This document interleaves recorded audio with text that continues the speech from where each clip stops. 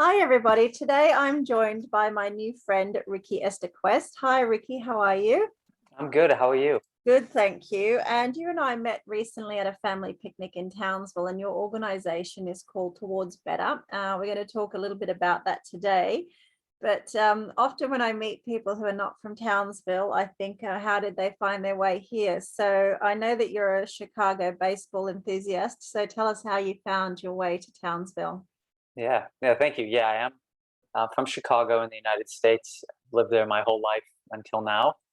Um, I'm married, and my wife is from Townsville, and so we met about 11 years ago, working together, and just kind of one of those fate things. And lived in the States for a few years, and I have two little kids as well. And so when she was pregnant with the first one, we had that conversation about where we wanted to be and what made sense for us. And um, my parents were sort of moving away to South Carolina, which is about 15 hours from Chicago, um, and so it made sense. I guess we just came to the decision of let's give Townsville a go, and that's and we do have some baseball in Townsville, so I get that fix a little bit. Yes, But we do. that's sort of we've been here for 6 years now. When I told my Irish husband he was moving to Townsville, he wasn't best pleased. But he's got used to it now because I had a 10-month-old. Well, no, when I said to him I'm ready to go home now, the baby was about 4 months old, breastfeeding in a dark room in London. And I thought, right, that's it, I'm done. I'm ready to go home now. So I'm sure your wife may have had that inkling as well at some point. It was a cold February month when we made the decision, and I think it was yes, one of those. That's good to know. So I'm glad you found some baseball here. Hmm. Explain to me a little bit about the purpose of Towards Better and how it came about. Yeah, so Towards Better, the name itself took ages for me to think about, and the ethos of what Towards Better is both on an individual level and a community and systemic level of um, sometimes we have this change we want to make, and we think we've got to get to the very end result.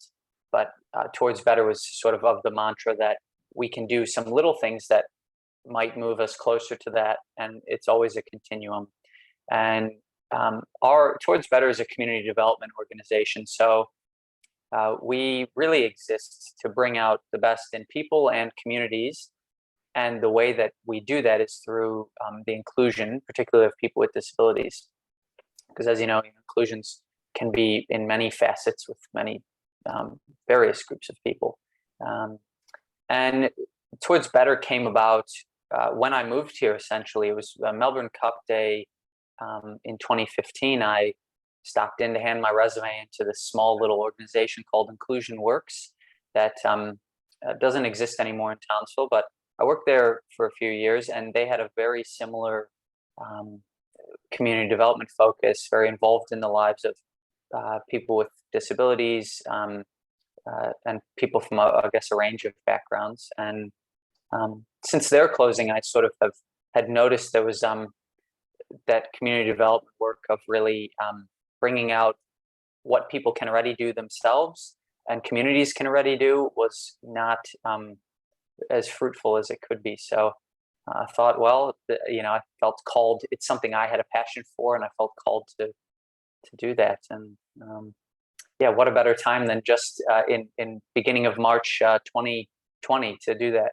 Yes, Yeah. absolutely. So I'm sure you've been doing a lot of online stuff recently. Mm, mm. And your background, actually, if you want to just give me a bit of insight into that, because you've worked, with a range of different community needs in the past. Can you touch on that for us? Yeah, my background's probably it's. I find myself to be a case of that that you don't always have to have studied something, or sometimes the things you study might or learn might prepare you for something you didn't ever think of. And so I didn't really ever formally study community development or even disability formally. I grew up with family members with disabilities, and um, so had that second and third hand experience, lived experience, and went to uni thinking I would study nursing because that was kind of something I was passionate about. Lots of people in my family were nurses, and ended up in a program called recreation therapy, which interests me to think about now. But essentially, it was using recreation as a tool to assist people that either had acquired a disability or were born with a disability, to use recreation to help them to further their life in meaningful ways. And I practiced that for a few years in the States, and then once I moved here, I sort of completely switched ethoses, started studying asset-based community development and something called social role valorization, and got stuck into social enterprise, and just really kind of immersed myself in anything I could that really saw a bigger picture, I suppose. Yeah, it's really interesting, isn't it? Because that lived experience is something that you can't ever get a degree in, but serves you best in your life, in your ability to help others. I've spoken with a lot of people I've interviewed about that, how they found their way to a certain calling by accident through their own lived experience. And I think for you as well, growing up with people in your immediate family who or in your extended family who had disabilities, you had that desire to help people, which is why you were probably drawn to nursing and why you saw recreational therapy as a good vehicle. And I've lived with disability in my family as well. I've also lived and worked with people with a range of disabilities throughout my time. So I completely can identify with what you're saying. And sometimes it really is that social interaction and that recreation, and that which improves well-being enough for them to feel that life can be meaningful and still fun, even if they're challenged. Would you agree?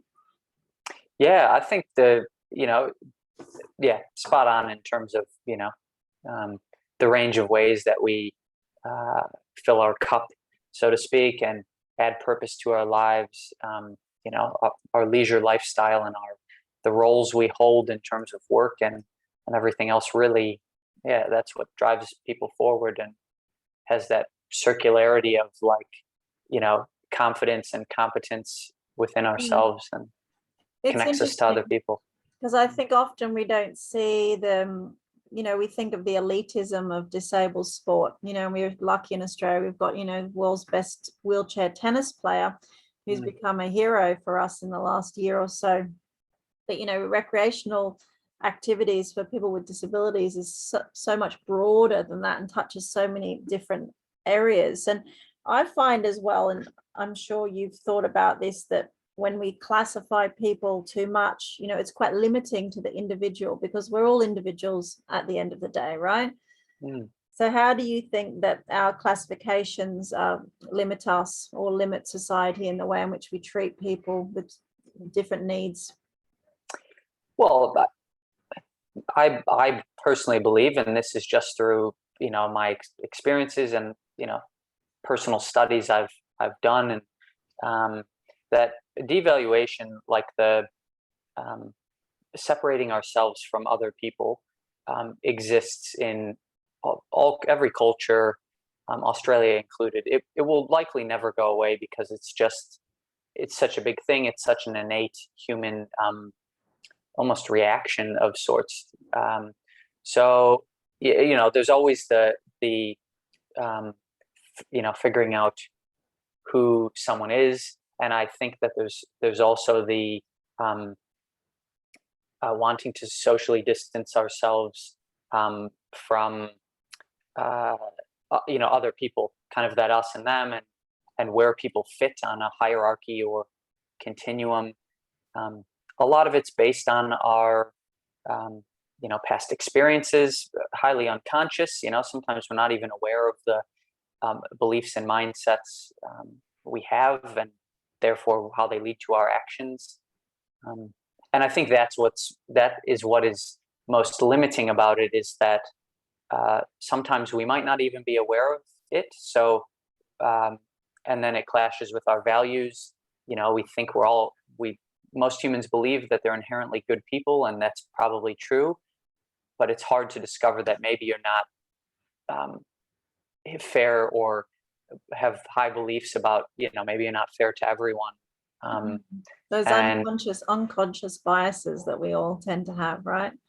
yeah, everyone has them. And I think that uh, um, it's also limiting for the people that we might have those perceptions about, because we're seeing our perception of what we think is really valued um, based on the society. If we value wealth and knowledge um, and working and all these sort of things, if we sort of perceive someone in a context where we might not see them as really smart or really independent or working, we're more prone to have limiting beliefs about someone else and what's possible. And um, it can lead to all sorts of things, and for the person themselves as well, it can lead to all sorts of low expectations of what is possible for that person in their life.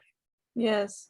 It's interesting because off camera you mentioned about the access to roadways and how that impacts elderly people, people in wheelchair, vision impaired, and mothers with prams. So therefore you've got, one solution which enables a smoother access to the road, but it actually touches people in all different walks of life. So therefore, thinking that something that just applies to the elderly or just applies to wheelchair users or just applies to vision impaired, actually there's a thread that links us all, whether we like it or not. Would you agree? Yeah, totally. And the same is true for, you're talking about, community sports particularly. And, imagine if someone, and it's a perfect example, someone with a disability or someone from a, say, migrant background who's moved here from another country, or an older adult went and joined, say, our baseball club, in whether they played or had roles at the canteen or scorekeeping. The next time, by spending time with that person and seeing their contributions, the next time someone comes along who has similar characteristics as that person, it will be much easier. There's a change across everyone because of that. And that can also be physical, changing the structure of tactile bumps on the road before for people with visual impairments, also has that thread across any other people. Yes. So what does a rich and meaningful life mean to you? Because it's mentioned on your website and how you help communities. So give me a vision of that.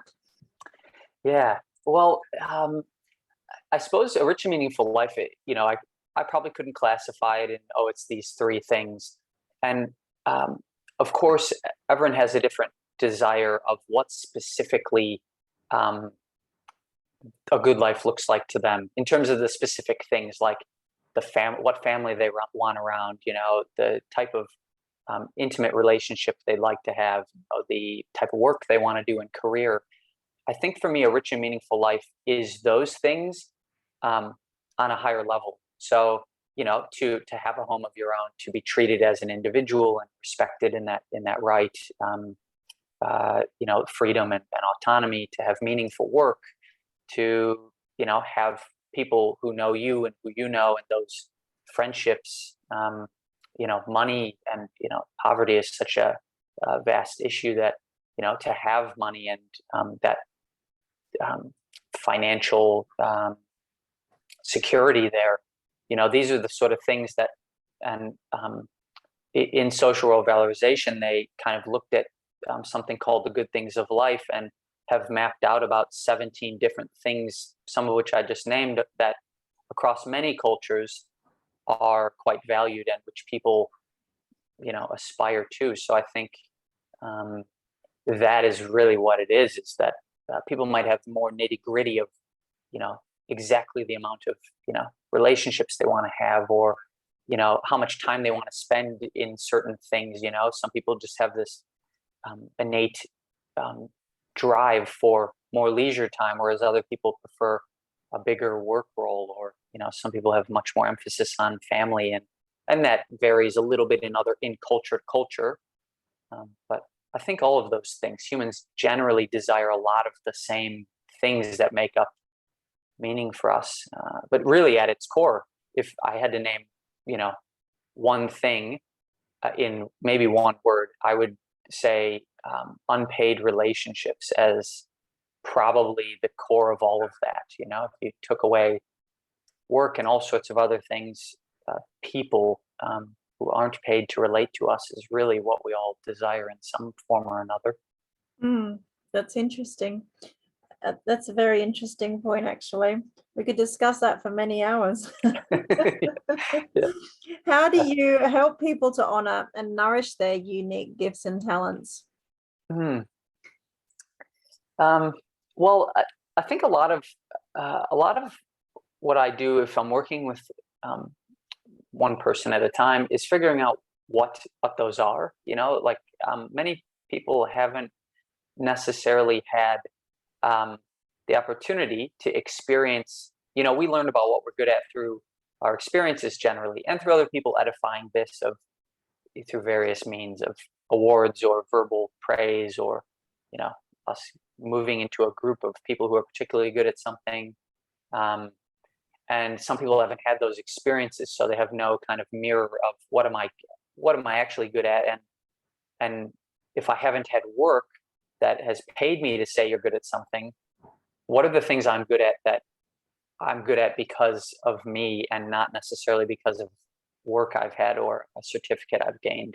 And so spend a lot of time trying to uncover those contributions that maybe are someone's passion for cricket and their knowledge of numbers and remembering names and faces. And so they might be really great at a role, coaching or umpiring cricket, or perhaps scorekeeping, or, we kind of look at how those can be a contribution. And a lot of the way we help people to actually to honor and nourish that is through defining what the role is that they're sort of seeking. So, cricket umpire gives us a way to use their passions and skills and talents in a context where they're going to have relationships and a way that they dress and knowledge that they have, and a particular context, so that hopefully this person's then seen in a really meaningful and valued way, and therefore more relatable, in terms of, like, going back to kind of the beginning about devaluation and shifting of our beliefs of other people. That the role, the context at which we associate someone else in plays a really big part of that. That's interesting. I've spoken with a lot of clients about that this year. It's about uncovering their unique gifts and talents and then finding an outlet for them, because it's often that outlet that we can't identify for ourselves, but someone like you or with my experience can help that person untap into. And also, you probably, like me, you have that skill, you're a connector. So when someone says numbers, cricket, blah blah blah, you go da, da, da, da, da, and you think, oh, okay, here's a way I can connect you with that unique gift and talent. I've kind of done the same with some of my clients this year. So it's lovely to be able to provide them with a vehicle where they can help to then, more realize that and to step into it for themselves. Do you find that quite a joyful part of your work? Yeah, totally. I mean, the biggest part of why I continue to do this is because of that sort of throwing rocks in the pond analogy of seeing someone having a change within themselves that also elicits change in other people is a spectacular thing that's almost hard to measure sometimes, of how that continues on. And I think just like, again, with inclusion benefiting everyone, that someone being able to be in a particular role and see something they never imagined before is also beneficial to, say, parents who've raised kids and are thinking about going back into the workforce. I've been off for a few years. Instead of that mindset of nothing to contribute because you've had a gap in work, what about all the things you have been doing that are really valuable? How do you, or passions you have that aren't connected to that parent role? Yeah, often we go back to Yeah. what we did before because it's easier. It's Mm, more risky or fearful to kind of try and step out and do something new, which is so interesting, isn't it? So I think I had a conversation with my 7-year-old. She asked me, Mum, what is my purpose? And wow. that was a question I was not prepared for at that moment. But Yeah. because of this idea of what are your unique gifts and talents, I said, well, your purpose is sharing your unique gifts and talents with the world. And I said, it's only you know what they are, and it's up to you to decide when you want to share them. I said, but when you feel good about things, it's generally your unique gifts and talents sending you a message that, this is something special. So she kind of was happy with that 7-year-old explanation of what is my purpose. Yeah. That's great. What Yes. a question. So what is your biggest concern for the future? Oh, wow. I mean, there's probably it's, as humans, as you know, we sometimes are easily go into all the things that are just wrong. Mhm. I think my one concern is, and probably the awareness I have, or maybe just being a bit humble, is that my concern is I'll never see the change that I'm hoping for in this lifetime. Mm. Um, and that's probably also keeps me moving forward, of knowing that, yeah, I might never see all the effects of the things I'm doing now while I'm here. Mhm. Um, and I think that my other biggest concern is that uh, of communities not tapping into all the things that they have, like uh, our inclination as humans is to think about what's wrong and then go to outside help to, for some solution. And Mhm. sometimes uh, I believe that there are some things outside people can do that communities can't. You might need a government for something, or a funding body for something, but that's after exploring all the things we can personally contribute and our gifts and talents, and all the things that our communities, whether it's work communities or sport clubs or voluntary associations or our neighborhoods. So I Yeah. think that's probably my biggest concern, is just that kind of ease of um, being dependent on something else Mm. and Well, never quite getting out of it. that's that age-old analogy, which is we're only as strong as our weakest part or our weakest link when it comes Mm, to team mindset. But it's about the strongest helping the weakest be the best that they can be, and through that we all become stronger, in my opinion. mm. Well, and we see that. I think in thinking about health in general, like I think about our community's health. If you had a measurement of that, of Yes. our personal mental well-being and mental well-being, and all the other facets of health and well-being are deeply connected with um, communities and Yes. relationships. And so I guess my concern is, like, not addressing that also through a community and relational lens. um, should have I think you see some people that always say there should be a prescription for more time outdoors, or you Yes. know going and exploring a hobby, and I think there Yes. is some merit to some of that. Absolutely. I agree 150,000%. So what is your biggest hope for the future? Oh, well, um, my hope in general is that my first and foremost hope is that we see um, more people with disabilities from my son is 6, so I think about the we see that he has more relationships with people who are unlike himself, Mhm. um, because from a very young age he can then have those classmates, and then peers in a social or sporting club, and then uni students or coworkers, and so my hope is that we have more people have more experiences from a very young age, with people who aren't like themselves in Mm. meaningful ways, um, so that they perceive each other of what those people do contribute, rather than the mindset that someone else is totally different, or not valuable, or a nuisance of some sort. Yes. And I think that next generation thing is really my biggest hope for the future, of knowing that kids and people who are not even on this earth yet are going to sort of pave the way in terms of those shifting the perceptions. And I hope that, as people are encouraged to be more physically distant, that we still find meaningful ways to stay socially really interconnected. Yes, meaningful ways. As opposed to unmeaningful ways. Yeah. We're going to wrap up on that note, but I really want to thank you for joining me. I have a lot of passion for what you just described as well, and it's particularly, that final point is to think about what is your legacy and what can come for the generations of the future, and how we can put some of those concerns and help communities feel better connected to themselves and the world around them, which then makes them feel, higher self-esteem, better well-being, more prescription for outdoor time, prescription for mindfulness, prescriptions for positive social engagement. When you talk about the cricket umpire and working in the canteen at baseball, those are beautiful things that we lose track of, especially. So I really want to hope to see more of that. So thank you so much for sharing some of your ideas with us. I'm going to put the link to your website in the notes at the end of this interview, and I hope to see you again real soon. Thank you, Chrissy. Appreciate it. Thank you. Lovely. Ricky.